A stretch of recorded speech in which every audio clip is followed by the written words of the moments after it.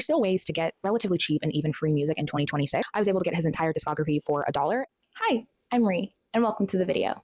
If you're new here, so am I. Yeah. It's only my third day out here. I don't know. But since you are here, let's just have a quick chat. You likely clicked on this video because you maybe have started to notice a few things when it comes to your music streaming services. Maybe you've noticed that you're not actually able to enjoy music because you're inundated with notifications, advertisements, or something that is trying to get your attention as soon as possible. Maybe you've noticed that your curated playlists actually aren't introducing you to new music.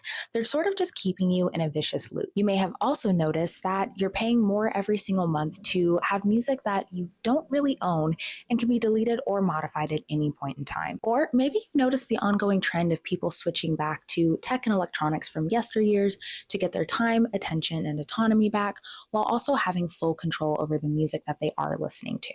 If any of these resonate, then welcome.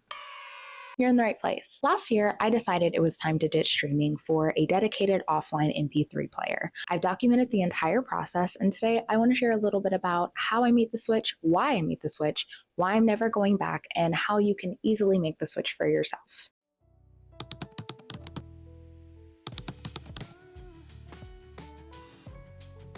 So, if you're like me, you've noticed that there's been, we'll say, a shift in almost every service and product available. It feels like perfectly good products and services that were once buy it once, own it for life, sort of a licensing model, have moved away from what I would consider to be the leaky faucet of payment models. Subscriptions. From a business perspective, subscriptions do sort of make some sense. On one hand, subscription models provide companies with predictable revenue while also ensuring that consumers get ongoing updates to services and products that they're already using.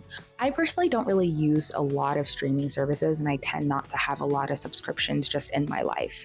I do have things like Netflix and Peacock, but they're mostly added benefits to services I already pay for, like my cell phone or my internet bill. It feels like companies are not backing away from it. In fact, they're doing the exact opposite. Subscriptions have us in a chokehold, and now it's starting to feel like products that had once freed us from minor inconveniences for a small fee are now becoming the inconveniences themselves with a huge fee. Now, for today's video, I really just want to focus on subscriptions in relation to streaming, specifically streaming music. So earlier this year, experts coined a term called streamflation, and it's the aggressive and relentless price hikes we're seeing across the board with streaming services as a whole, whether it's Netflix, HBO Max, Hulu, Disney+, Spotify, Apple Music, and so many more. And while I wish this was a casual internet complaint, it's not. It's actually a measurable real-world phenomenon. At the end of 2025, the U.S. Bureau of Labor and Statistics released its December Consumer Price Index, and while overall the inflation for the year hovered at about 2.7%, the category for subscription and rental of video and video games saw an inflation of 19.5%. And while music streaming only saw a 1.1% increase at that moment, the upward trend is pretty obvious, especially if you're looking at annual price hikes like Spotify's, for example. And while I didn't have Spotify, I had a different service. It felt like no matter how long your favorite service was holding out, it would eventually come to an end, and it would eventually come to get even you. I got the dreaded email, the one that we've come to expect, but still feels like a swift punch to the esophagus every time it hits your inbox.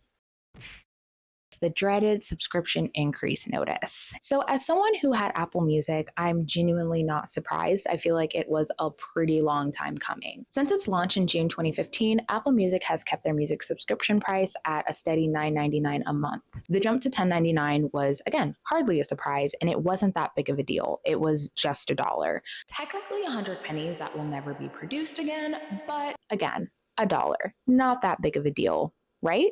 Well, not quite. Somehow this $1 increase deeply bothered me. I think most streaming services know that a $1 increase won't piss off too many of their customers, and very few are willing to cancel their subscription over a single dollar increase. But as many creators have already pointed out, that we're living in an own nothing but pay for everything part of the dark comedy called capitalism, and I can't be upset. In fact, I shouldn't be upset. I should just understand that even if the price hike seems unjustified for the product or the service, it was really the cost of convenience that I was paying for, and the cost of convenience doesn't have a limit. Gotcha. And it was at this moment that I began to question not just my relationship with streaming, but I had to ask a larger question. What was my relationship with convenience, and how did that directly impact my consumption habits? Streaming music just so happened to be the vehicle at play and just happened to be the avenue that I was going to examine my consumption and convenience habits. So I decided it was time to analyze some of my behaviors and my habits, especially around consumption and convenience when it related to streaming music. Up until this point, the cost of convenience overall felt really small. I did have grievances with streaming music, but having millions of tracks available at my fingertips meant that I didn't really have to linger on those grievances for very long. And on the surface, to stream was to dream. I know that's corny. I don't really care. For a small fee, I could hear almost any song I wanted from anywhere and whenever I wanted. Or I could do as little work as possible and let an algorithm take over, or just simply listen to a curated playlist. I didn't really think too much if a track I really enjoyed was missing because I could just supplement it by opening up YouTube. No big deal. Despite being marketed as a convenient service, as I examined my consumption and the convenience habits, it started to feel like absolutely anything but. Because I tend to listen to music on the go when I'm going from place to place or just when I'm walking, I tend to use my phone as the primary avenue of streaming music. And our phones are really amazing, don't get me wrong. I don't think anyone could have predicted 20, 30 years ago that we would essentially have tiny computers in our pockets to do everything in our lives, whether it's take photos, watch movies, track our health, send emails, you name it. Our phones are pretty much a staple in every single one of our lives. But since I stream music through my phone, there were costs that I hadn't realized that I had been paying in all of this. For one, our phones only have so much storage, which means with every software update getting slightly larger and slightly larger, there's slightly less and slightly less space available on your phone. So more times than not, I was having to delete photos, delete apps, or delete music just to keep local storage free. That was unless I wanted to pay another monthly subscription fee for cloud storage. And remember, we're trying to decrease subscriptions, not increase them here. But that's when the streaming counter argument comes in. That's the point. You don't have to do any file management or store files on your phone. And while that is technically true, it brings me to my second grievance: battery life and cellular data. Because I'm someone who listens to music on the go, to get around buffering and limited service, I would find myself having to constantly download music or playlists when I was going somewhere anyways. And if I did decide that I was going to just stream over cell service, the constant pulling of data would often kill my battery life as a whole, which wasn't in the best of health to begin with, but I don't feel like upgrading my phone. However, those are just surface level complaints, if I'm being honest. Probably only worth 3 dimes, and the convenience would still outweigh the costs, right? Not quite. Because when I looked, and I mean really, really looked at my honest experience around streaming, there were a few more massive issues that weren't lining up with the overall cost of convenience. Despite there being an absolute ocean of artists and music available through Spotify, Apple Music, Tidal, Pandora, wherever you stream music, these are still heavily optimized algorithm-driven systems, and they are aggressively designed to keep you inside of a predictable and repetitive loop. And when I did turn on a specific artist radio, that didn't really help me discover new music. In fact, the exact opposite happened. I noticed that I would hear maybe 30 songs and then it would start a loop all over again with either the same artist or the song that I was interested in building a station around anyways. And this also seemed to happen whenever I tried to shuffle my music library just in general. The more songs I added, the worse it would seem to get. The amount of repeats I had was enough to make me throw my phone out the window. And when I started looking into this, I was shocked to see how many other people also had this experience, which is just sad. Plenty of times, an underground album or a specific track I loved would just vanish without warning due to a licensing dispute, or sometimes it would just be replaced with a remastered version that sounded wildly different. And when that happened, I would often just open up YouTube and find the song, and it was no big deal. However, I found myself over time relying on YouTube so much that it felt like I might as well have just signed up for YouTube Music. And even if I was just using YouTube to look up a song, it would inevitably lead me to clicking on a recommended video, and next thing I know, 2 hours have vanished because everyone is trying to find the missing R2-D2 minifig. When I got the subscription increase email, I wasn't explicitly mad about the $1 or the jump from $9.99 to $10.99. I consider myself to be a pretty reasonable person, and I'm happy to pay for a specialized or even high quality service.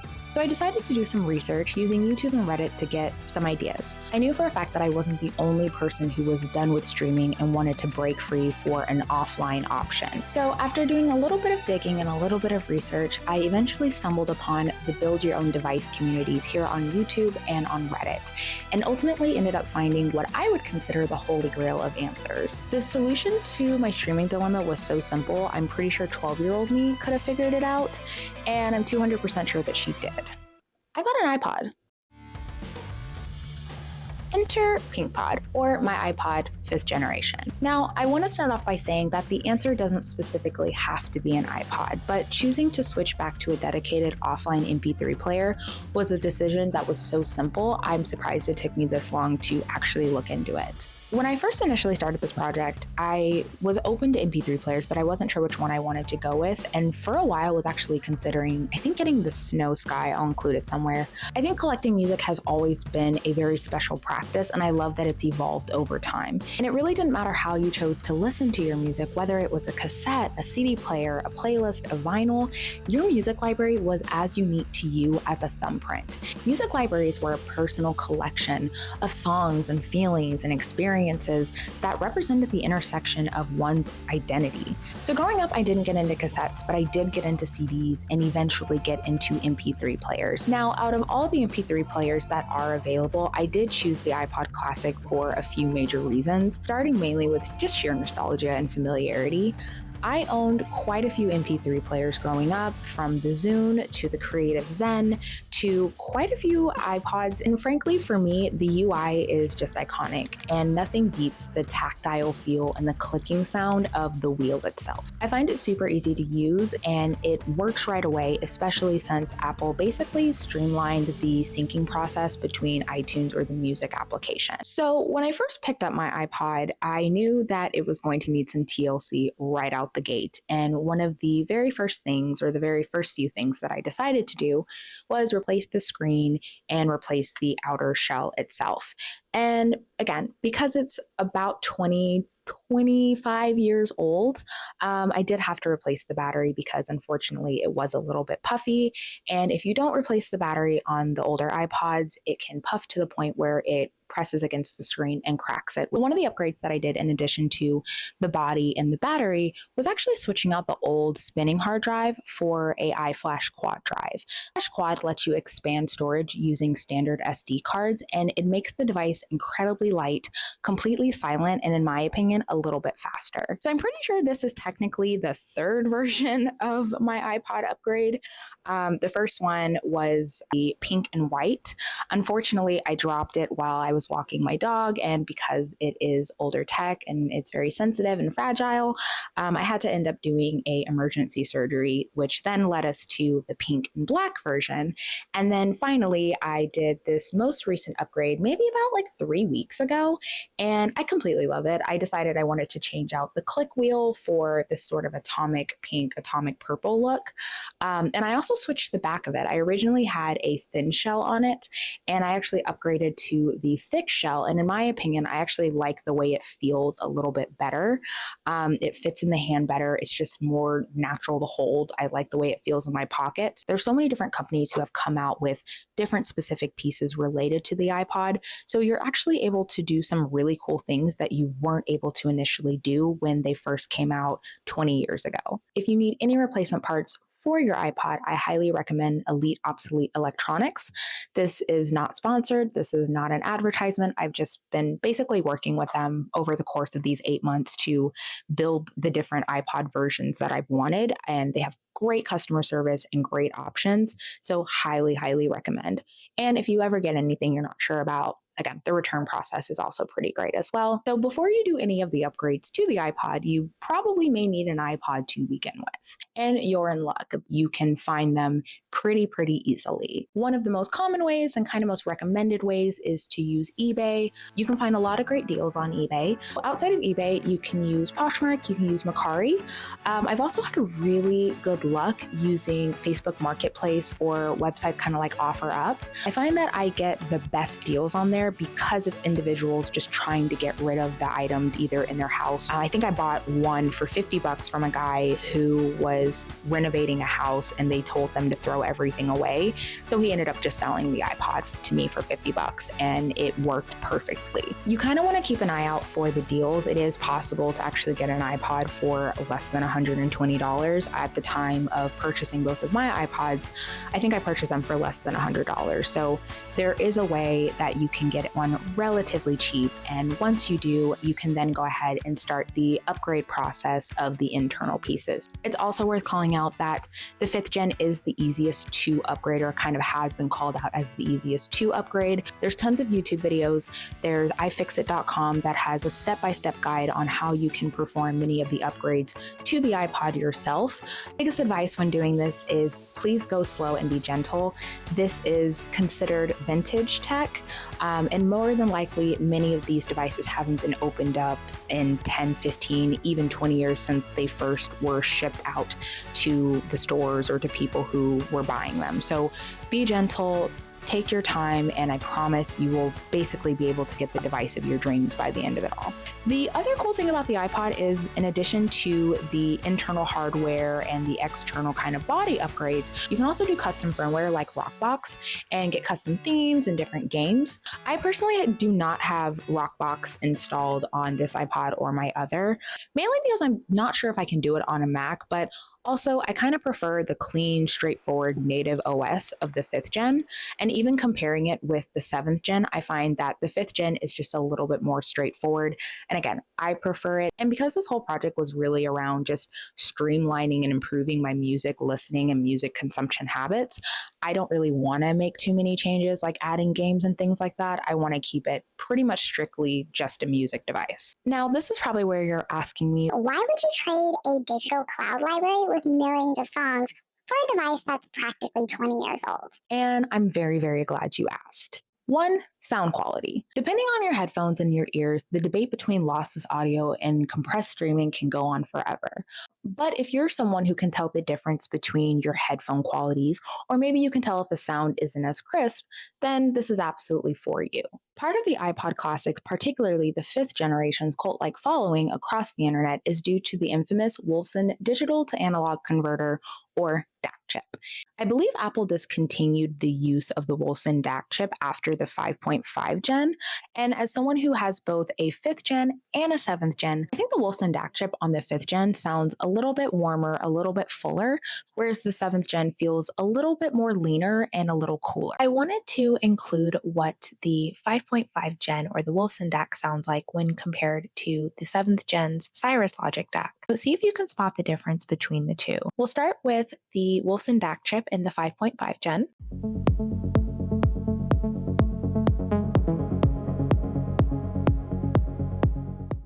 And now let's try the Cirrus Logic DAC in the 7th gen.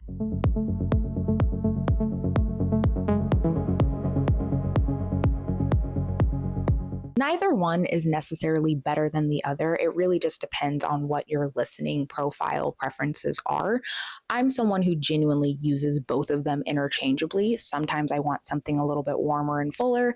Sometimes I just want something a little bit leaner and a little bit sleeker. And so it just depends. There's no right or wrong to it. And while I tend to lean toward wired audio and use wired headphones most of the time, I'm still able to use my Bluetooth headphones by simply just using a cheap $20 mini transmitter that I picked up online. It's super simple. I plug it into my iPod, I pair it with my headphones, and I'm able to listen to music as I'm moving around and not be worried about the cord itself. Worth calling out at this point that I'm about 8 months into the project, and there was an unintended outcome. Because I removed the number one reason that I would often pick up my phone, which was to turn on a song, change the song, or turn on just something to listen to, I found myself not picking up my phone and falling into doom scrolling traps. And even as a whole, I actually don't use my phone as much. It's actually funny. I was going somewhere the other day and I realized that I don't know half the time if I have my phone on me. I don't know until it connects to the Bluetooth in my car. But What I never forget my iPod. My iPod is always in my bag. I always know where that thing is. But when it comes to my phone, child, I don't look at that thing. I don't look at that thing anymore. I really don't. And I love it. I love it so much. Because I'm listening to music offline, I don't have any notifications. I don't even also hear sometimes when my phone goes off because, again, I'm on a separate device. I don't have to worry about any notifications. I don't have to worry about any ads. I don't have to worry about my data and cookies being used in one place and then showing up somewhere else. The iPod is just a beautifully simple, dedicated device.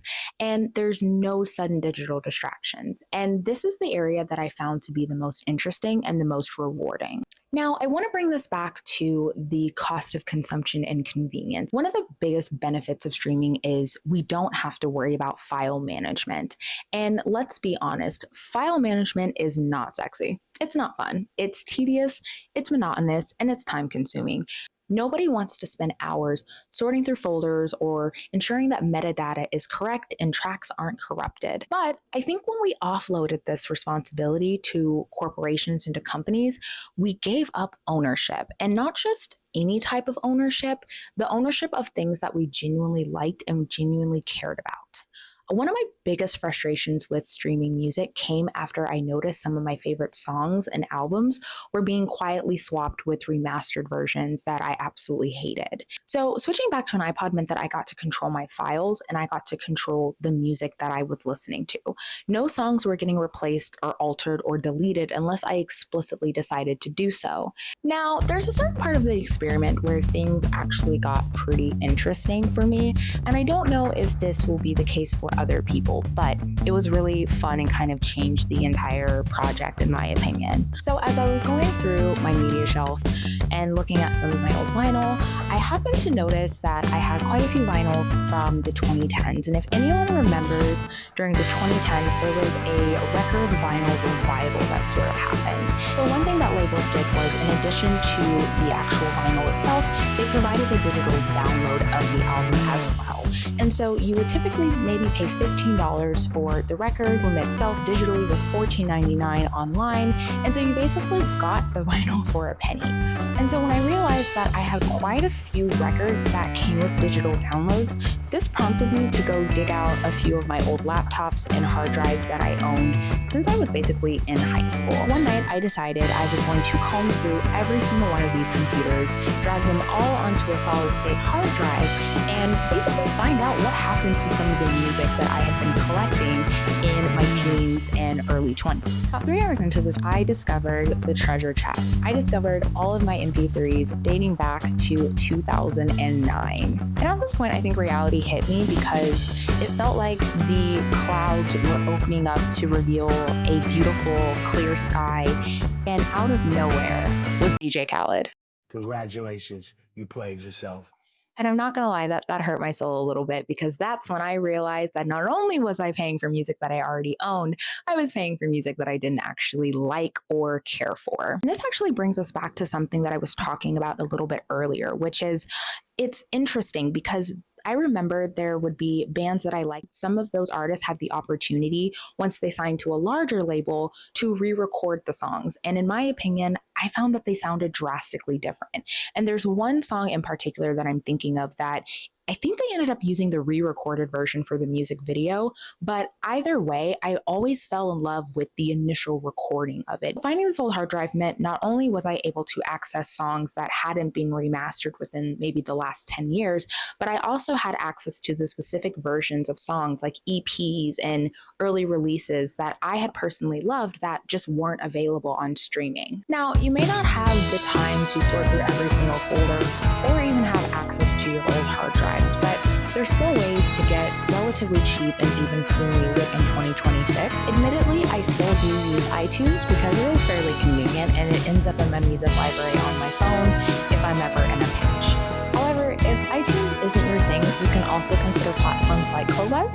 Find that Qobuz has a slightly larger music selection than the standard iTunes library, for example, and it also allows you to access CD quality music files. Now, because I love rare and cursed mashups, more times than not, I am not able to find their music on iTunes or on Qobuz or any other streaming because they don't always get label clearance for their songs. More times than not, the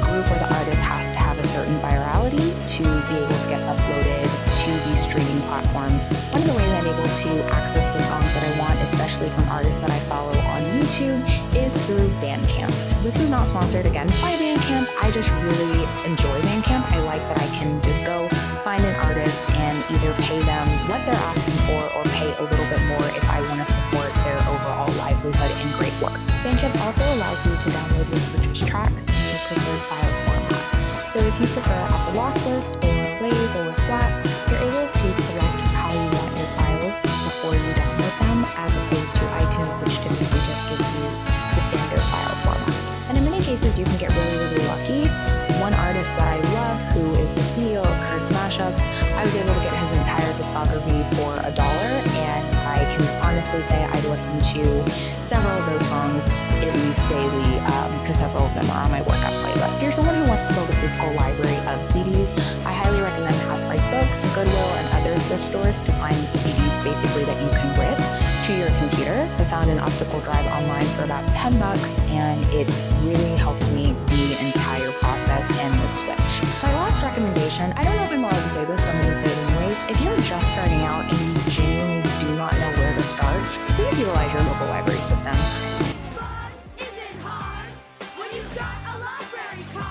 Please utilize your local library system. I've noticed that a lot of people don't realize that the taxes we pay go towards resources like the local library and go towards them purchasing CDs, books, and media for the community to use. And the more you utilize your local library system, the more funding they get, which means the more resources and products and CDs that you're actually able to access.